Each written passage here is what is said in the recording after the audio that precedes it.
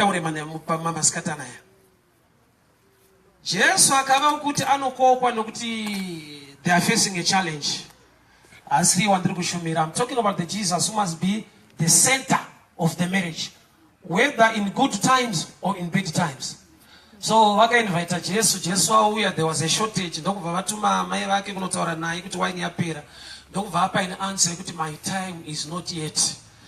I know kuti God is good all the time, and all the time God is good. Apana a special time kuti Mwari akanzi apa ari powerful apa ana power. But kana Jesu ari Mwari wakapa in answer kuti my time is not yet, which means it's a mystery inoda kutsanangurwa kuti say achita sekunge unoti pane imwe nguva you cannot do something. Yet vanhu vashoterwa newine vari kutoda replacement, vari kuda wine izvozvo. But Jesu obva ati my time is not yet. Challenge yavafesa, they need somebody to fix it right there. But that somebody will approach and Jesus over at my time is not yet. So which time, you know, in that time yake I'll quickly go deep on this one. Jesus parukuti my time is not yet. Asukutaura issue time. Arikutaura pamsoro pe approach yashandiswa nevanhu. Nokuti vanhu vatuma Mary the mother ndokubva vataura na Jesus. Jesu paakadzokera ku Mary paakadzokera kuvanhu akarosvika kuvanhu akati do whatever he tells you to do, which means iye kana ari Mwari ari the Lord of our lives, zvinoreva kuti we must take instructions from him. Vanhu pavakatuma Mary vaida kuti Jesu aite something to them concerning issue wine, but Mary paakadzoka kuvanhu Mary akati do whatever he tells you. Vanhu pavakaita zvakataurwa naJesu pavakatuta mvura, then water turned into wine, which simply means nguva yake inokwana kana maita the right approach to him. Right approach ndekumupa an honor as the Lord who can speak a word and you can obey, which means pauno decide kuita obedient to the word of God, his time becomes the right time. God can do anything anytime, but ukanzwa Bible ichiti Jesu akati my time is not yet, it simply means he was not talking about time. Your approach delays me to do something, because you can approach as a servant who can take instructions from you for me to do something for you. It delays you. But if you take instructions from me and obey my commands, my time will just come. So I want to assure you this: God can solve any issue you can face in your marriage, but the best thing to do is to live according to his instructions. So at firstly, I'm sure because of time, let me just rush through it. Wine yakashadisa at first, it came from the vines. But this time wine ya shorter, avana kumanya foot to the same way. Yavakashadisa pikutanga vaka approach Jesus. And John 15, you know, Jesus not I am the vine, the true vine. Which means time yavaka invite Jesus. Waka invita chineche kuita ne shortage yao, but avanange vaziva nokuti Jesus is the wine, is the vine. So we get wine from the vines. Saka pavaka ne shortage ye wine, already the vine was there. It takes me back. Mwari panotaura na Moses abvunza kuti Mwari vanhu vakandibvunza kuti ndiani, ndinoti ndiani andituma. Mwari ndokubva vatonoti the I am that I am, which means ndichava wandichava. Apa Jesu paakokwa is also the vine who can provide the wine. Saka pakava ne shortage ye wine, already vana Jesu anova the vine, which means chakatanga is shortage, chakatanga is solution.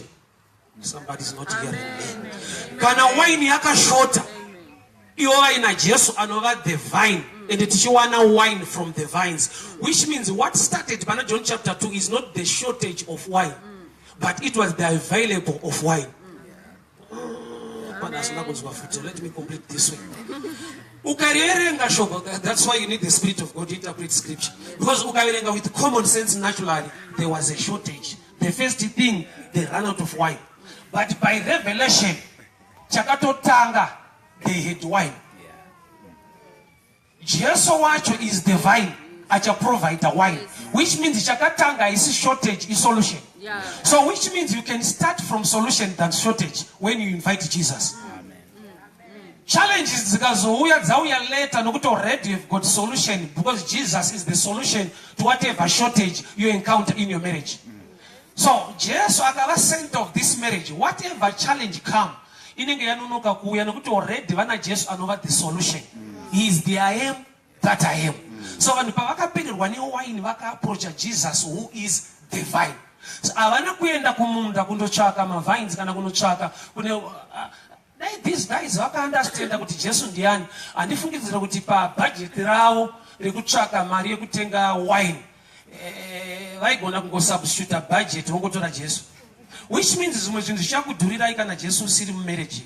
Nokuti pamwe pacho kana wine ichigona kurongwa naJesu wamakakoka, there was no need yekutsvaga a team inodhila nezvekuti toda kunohodha wine yacho pamuchato, which means life without Jesus is expensive. Yeah. Zvikashaya Jesu zvinodhura nokuti iye ndiye wine. Saka kana makamboita budget yekuunza wine yenyu yebudget yopera, motaura naJesu, Jesu obva aunza wine kubva mumvura, which means maifanira kunge makatuta mvura yakawanda. But because ukaleka revelation unotsvaka wine, iwe wanga uri supposed kutsvaka mvura ichakupa wine. Somebody is not hearing me. Kana Jesu wakati tutai mvura ndokubva yava wine, which means these guys pa budget ye wine vaifanira kungotuta mvura. So when you lack revelation or Jesus is not available in situation yako, unoita zviri more expensive yachida kushanda nezviri simple. Zimwe nguva solution yauri kuvavarira kuda kuunza pa challenge yawafesa inotokunetsa than kudai Jesu aripo unogona kushanda nemvura. What am I saying? Ndiri kuti muwanano yenyu, my instructions aMwari mukararama nawo, things become easy. Kana akati tutai mvura, water was already available there, mvura yanga iripo, vanhu vakangotuta mvura vakanopa mukuru wemutambo. I want you to understand this. Kana pamuchato paiva nemunhu unonzi master of ceremony, Jesu akati tutai mvura munopa mukuru wemutambo, zvoreva kuti Jesu ari kuti munogona kuva nevanhu vamunoti vakuru pakati penyu, but kune imwe shortage inoda ini nyange mune vanhu vamunoti vakuru. Jesu haana kuvenga kana kuramba protocol yanga iri pamuchato, akati tutai mvura munopa mukuru wemutambo. In other words, Jesu arikuedza kuvazivisa kuti munogona kuva neranking neorder yenyu pakuita zvinhu, but mukashayiwa Mwari munogona kuva namaster of ceremony, iyo ceremony yacho ichito expire. Kana vanhu vakaita run out of wine, master of ceremony aripo, Jesu akaita kuti pave newine. In other words, Jesu ari kuti munogona kuva nekuremekedza nekupana mapositions, but kune imwe shortage yekuti wacho ane title cannot fix. Vanhu vanoenda kunaana marriage counselor variko, vanhu vanokansela vane zvavanotaura, but I respect that, but I want you to understand this.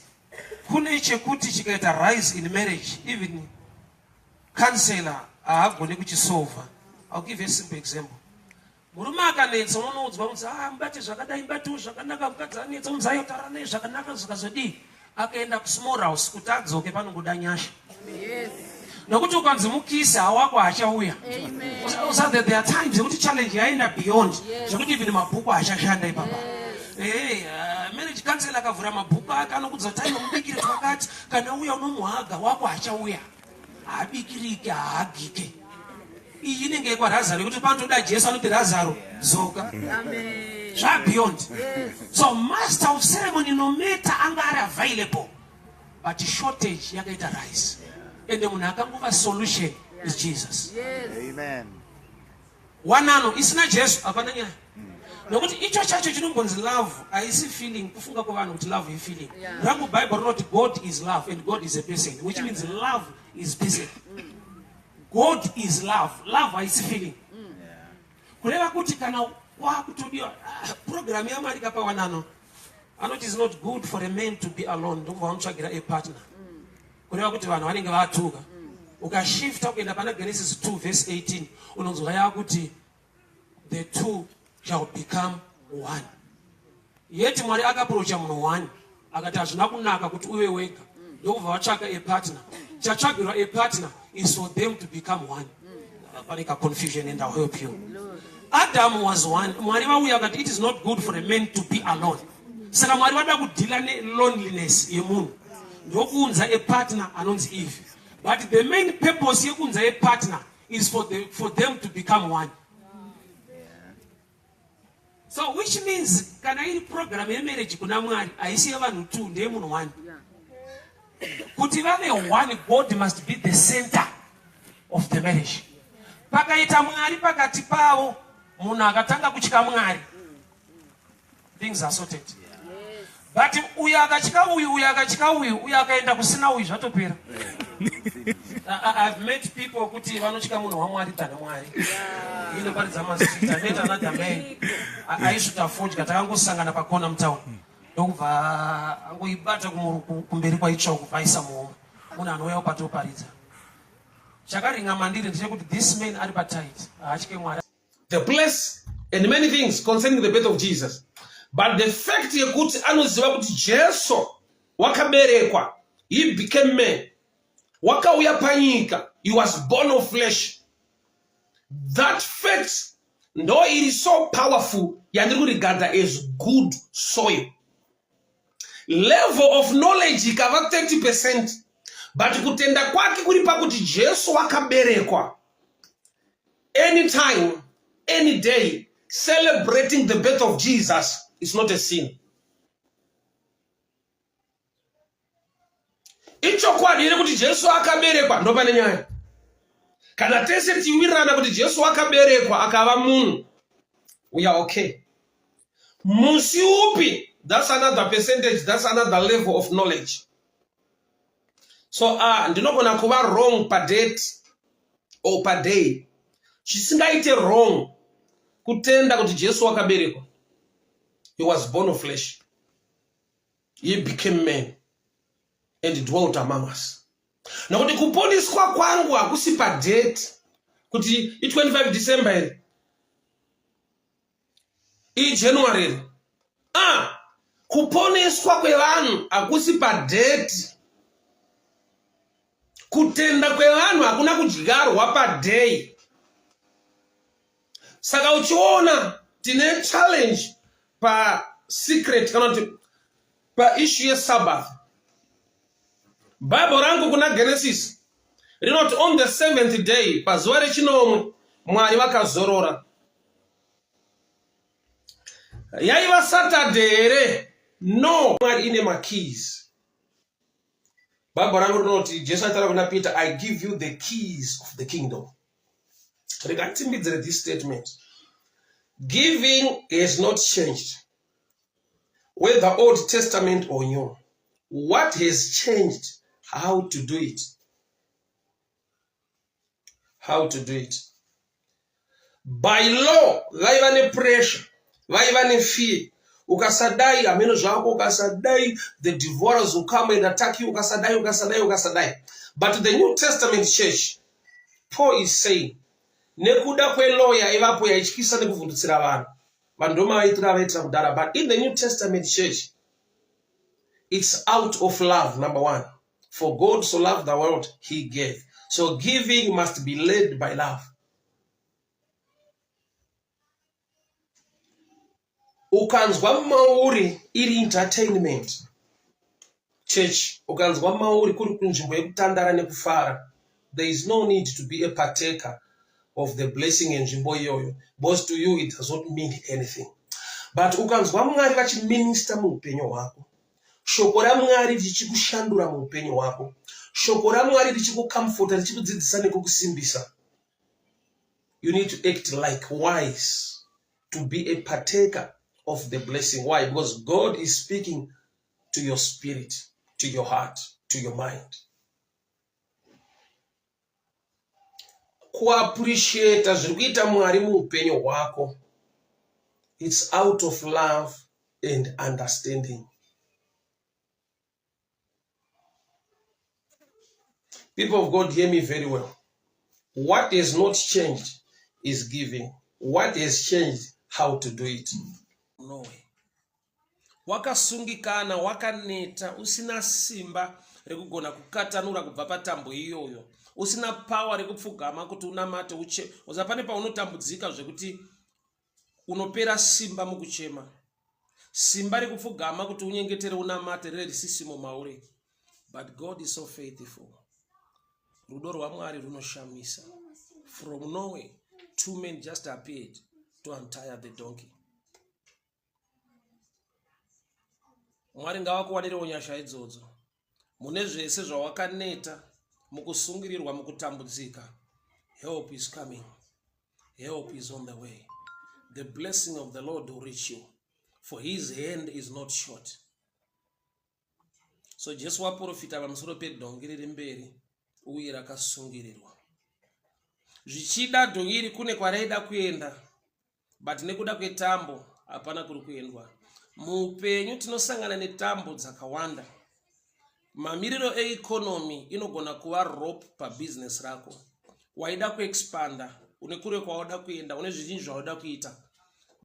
Nokuti pavakapaza vakaisa munhu pana Jesu, zvora kuti pana Jesu paitova neroom inokwana munhu, asi kudoo hakusi kukwana munhu pana Jesu. Kureva kuti vanhu vanga vakazara, they were just present in the house, but they were not affecting his presence in that room.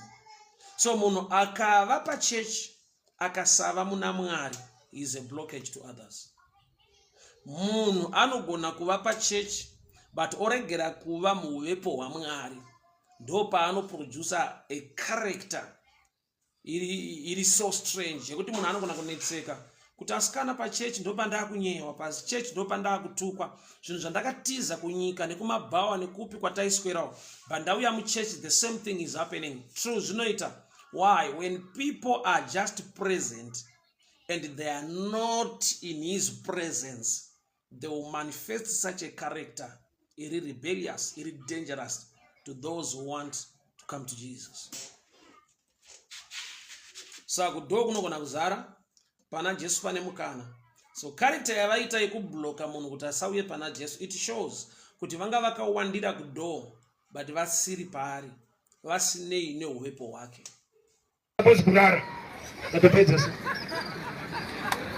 So kana une ukama na Mwari une manzwiro, why you are part of the family. Kana une ukama na Mwari pani language yet Jesu anoti makwai yangu anonzwa izwi rangu. Urati kana usiri gwai arizwike. Dai Mwari andipindura, dai Mwari andipindura nyika yedu patina pana kumira mushi, dai vatipindura mumwe vachamindura yake inononoka kuvharana. Anonoke, anopindura. Mapinduriro anotoda maturity, mapinduriro anoda relationship, mapinduriro anoda revelation. Nokuti kune kupindura kwekuti anounza situation.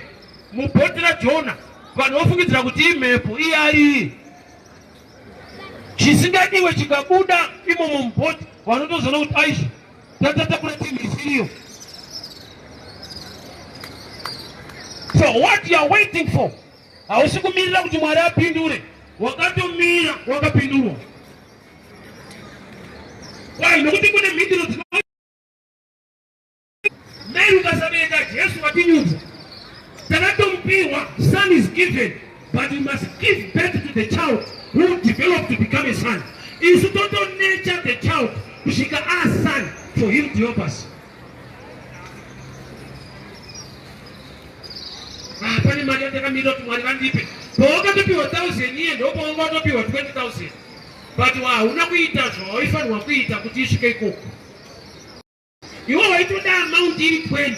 Mwari ndokwanza kuti pa 1,000 apo 20 inobuda ukaita izvi.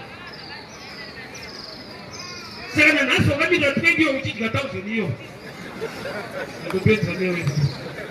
Kana kukupa dzimwe pfungwa dzekufungidzira kuti ndofunga hausisiri kufamba naMwari, kana kuti Mwari havachakuda, kana kuti havasisina hanya neupenyu hwako.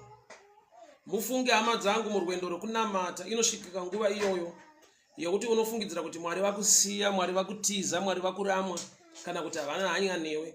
Uchinamatira dzimwe nyaya dzaunoda dzigadzirisike, asi dzisiri kuita saizvozvo. Pane nguva yekuti muupenyu, even uri munhu wakadanwa naMwari, une nguva yaunogona kunyengeterera mumwe munhu challenge yainayo, dambudziko rake robva ratogadzirisika, upenyu hwake ubva hwatovandudzika. But when you came to the matters of your own life, unopfugama onyengetera, and there is no change. Ndasangana nevanhu vanotaura zvichida matestimony akadaro kuti I also pray for others, I pray for other people, ende vachitodzoka vachitonditayo zvamakandinamatira zvakaita zvakanaka. But when I knew to pray concerning my issues, zvinoita sekunge yangu nyaya haigadziriki asi dzevamwe dzandinonamatira dzinogadzirika. Such statements of life dzinotsanangurika dzinosanganikwa nadzo muupenyu. So inosvika nguva murwendo rwekunamata zvekuti newo unonetseka kuti Mwari vachineneri vachiri kundinzwa here. Inga wani tiri murenje for 40 years takati kamana tikadya zviuta. But how come there is a shift or there is a blockage? Pamunana waiflow uchiitika zvakabva zvangoregedzeka kuitika. Saka ndopa akanyatsoona kuti I'm fighting my own help. Help yako Mwari akairilisa, but because of darkness you are still fighting help. Sometimes your help is your wife. Iye achitosikwa naMwari mukadzi akanzi kuna Adamu ndakupa mubatsiri. Yeti vanhu ukaona vachinetsana navakadzi vavo vari kunetsana nevabatsiri, havadi kubatsirwa. Ndozva mukadzi achipiwa kumurume, Mwari akati find a suitable helper. Kwete helper chete, suitable. Vanoti suitable upabate musha. Mwari anoti ndakupa mubatsiri, vati akafanira. Nokuti kune vamwe vanogona kukubatsira kunzoko, but havana kufanira. Uri kuinzwa kai? Mukadzi wako, your wife, ndiye suitable helper. Vamwe vakadzi helpers. Saka pese paunodhila neanonzi helper asiri suitable is not from God. When man does not know what to do, quando o homem não sabe o que fazer, it seems as if God is limited. fica parece Deus é que é limitado. But the truth is the power of God, Mas a verdade é que o poder de Deus, the love of God, o amor de Deus, is not limited. não é limitado. So where is the challenge? Onde é que está o desafio? Somebody was praying Alguém estava a orar, and was crying. estava a chorar. Things are not happening very well. Things are As not happening. coisas não aconteciam bem. And it's just thinking that is there God in heaven? Estava a dizer, será que tem algum Deus lá no céu? I've come to give you this revelation. Eu vim para vos dar essa revelação. Let me say this way. Deixa eu dizer assim. Challenges are there. Desafios estão lá. Challenges are real. Desafios são reais. But God has a way for us to overcome. Deus tem uma maneira de nos ajudar a He's so libertar. mighty and powerful. Ele é poderoso. But people need to know Mas o povo ou as pessoas precisam saber what to do. o que fazer. There are things that God will do for you, Tem coisas que Deus vai fazer para você, but there are things that man is supposed to do. mas tem coisas que os homens devem fazer por você. So if man does not know what to do, Mas se o homem não saber o que fazer, he blocks the ability of God to do things in his life. ele bloqueia a graça que vem da parte de Deus. Homens cuidam bem dessas mulheres, porque tem gabinete que a mulher foi colocada que tem a ver com as suas orações. Sometimes that is dangerous to be married if you read this verse. Às vezes, quando você lê esse versículo, parece que é muito perigoso você ficar casado. Deus não te ouviu minha oração por causa da minha mulher. Talvez às vezes até a mulher dele é aquele que chateia muito. Mas se Deus está dizendo, é aí mesmo, fica bem. Para eu ouvir sua oração, você é melhor cuidar bem dela. E a pessoa chateia. Esse versículo é muito duro. Tem pessoas que não casaram até agora por causa desse versículo. There are people in life wawaudza kunaka, wawaudza kugona, wawaudza rudo rwa Mwari, but your hand has not ministered into their lives. So they are still seated. They are not going to church. Wakawaudza kuti potai muchienda kuchechi, potai muchinamata. Some they don't have shoes. Why don't you use the right hand ministry to bless them with shoes? Varegere kuva nechikonzero chekuti aiwa handisi kuenda kuchechi because handina boots. handisikuenda kunonamata nevamwe because handina hembe. Why don't you make a difference in this festive season by using the right hand ministry towards those whom we have preached to? Zvikuru sei your own people, your own family. Ambiya vako, amwene wako, ngavazive kunaka kwaMwari. Kwete nemashoko bedzi, but may your right hand help them to understand. May your right hand help them to understand.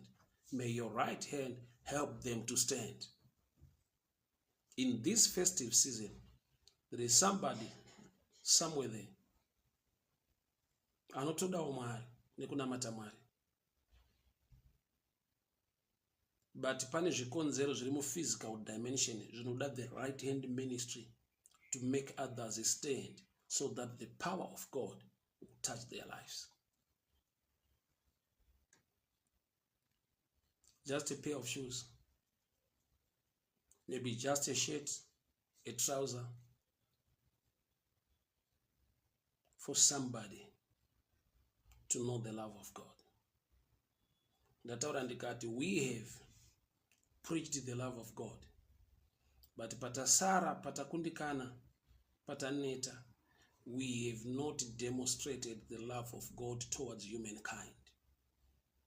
May God use you and may God use me as a vessel to help somebody to rise to a level where the power of God will reach them. But arikunza victory na pfumo rasho akabata chimbo, and the chimbo has to be summoned against the enemy. He is raising the rod unto the Lord. Kureva kuti ari kutipa picture kuti when you worship God you can change results. Ukaneta kurumbidza Mwari you empower the devil. Satani haana simba but angatosimbiswa nokuti uri kushaya simba pakurumbidza Mwari wako. So mambo anonzi Balaki paari kuhaya Balaam, iye ndi mambo ane army yake, ane zvaanogona, but ari kuti rudzi rwaIsraeri ruri so powerful. Regai nditore munhu anoti kana ataura mazwi ekuropafadza vanoropafadzwa, akataura mazwi ekutuka vanotukika.